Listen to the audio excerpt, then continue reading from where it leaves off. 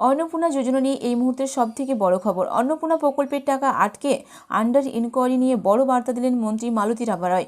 যাদের আবেদন প্রক্রিয়াটি স্ট্যাটাস চেক করলে আন্ডার ইনকোয়ারি দেখাচ্ছে, আন্ডার ইনকোয়ারি থাকলেই যে আপনি টাকা পাবেন এমনটা কিন্তু নয়। সরাসরি কিন্তু মালতী রায় জানিয়ে দিয়েছেন যে আন্ডার ইনকোয়ারি মানেই যে সকলেই টাকা পাবেন এমনটা কিন্তু নয়। তো আন্ডার ইনকোয়ারি থাকার পরেই কিন্তু নতুন করে ভেরিফিকেশন করা হচ্ছে এবং যারা যোগ্য রয়েছে তাদেরকে কিন্তু সেই টাকা কিন্তু তাদের অ্যাকাউন্টে ছাড়া হচ্ছে। গতকাল 3 লক্ষ মহিলার অ্যাকাউন্টে ডিবিটির মাধ্যমে সরাসরি 3,000 টাকা করে কিন্তু ছাড়া হয়েছে। তো তাদের আন্ডার ইনকোয়ারি ছিল এবং তাদের নতুন করে ভেরিফিকেশনের পরেই কিন্তু এই প্রকল্পের সুবিধা দেওয়া হয়েছে। তো যেমন যেমন ভেরিফিকেশন হবে তেমন তেমন এই অন্নপূর্ণা যোজনার টাকা ছাড়া হবে বলে মুখ্যমন্ত্রী স্পষ্টভাবে জানিয়ে দিয়েছেন। তো যাদের আন্ডার ইনকোয়ারি রয়েছে তাদের চিন্তার কোনো কারণ নেই, তাদের নতুন করে ভেরিফিকেশন হবে এবং ভেরিফিকেশনের পরে তারা টাকা পেয়ে যাবে।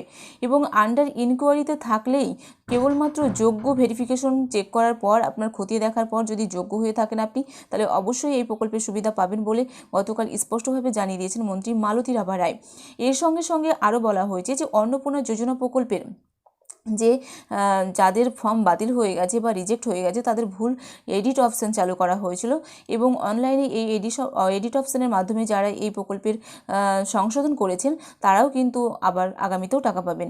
এই অন্নপূর্ণা যোজনা প্রকল্পে যারা এখনও পর্যন্ত টাকা পায়নি বিভিন্ন সমস্যার জন্য, বিভিন্ন কারণের জন্য, বিভিন্ন স্ট্যাটাস এক একজনের এক এক রকম দেখানোর জন্য, তো যারা সত্যিকারের যোগ্য রয়েছে তাদের চিন্তিত হওয়ার কোনো কারণেই আগামী আগস্ট মাস পর্যন্ত এর সময়সীমা রয়েছে। মুখ্যমন্ত্রী স্পষ্টভাবে জানিয়ে দিয়েছেন যে আগামী 30শে আগস্ট পর্যন্ত এই প্রকল্পে টাকা দেওয়া হবে।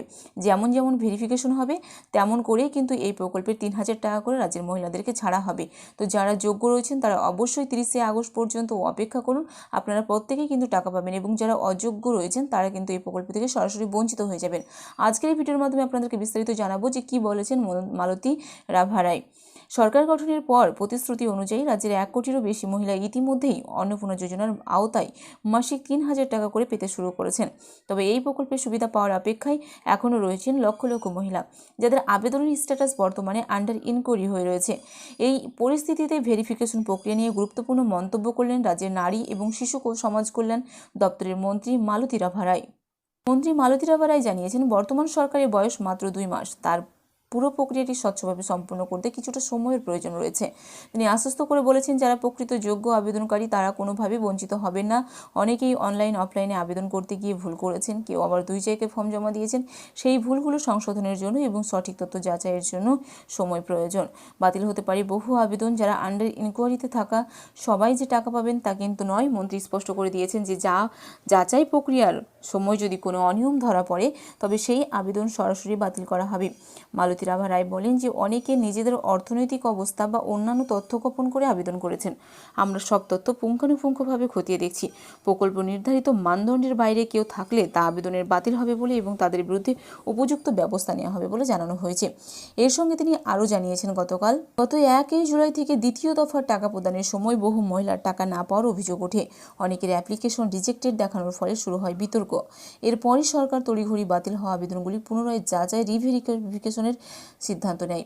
এখন স্ট্যাটাস আপডেট করে সেগুলোকে আন্ডার ইনকোয়ারিতে নিয়ে আসা হয়েছে। অনেক ক্ষেত্রে বাড়ি বাড়ি গিয়ে তথ্য সংগ্রহের কাজ চালানো হচ্ছে।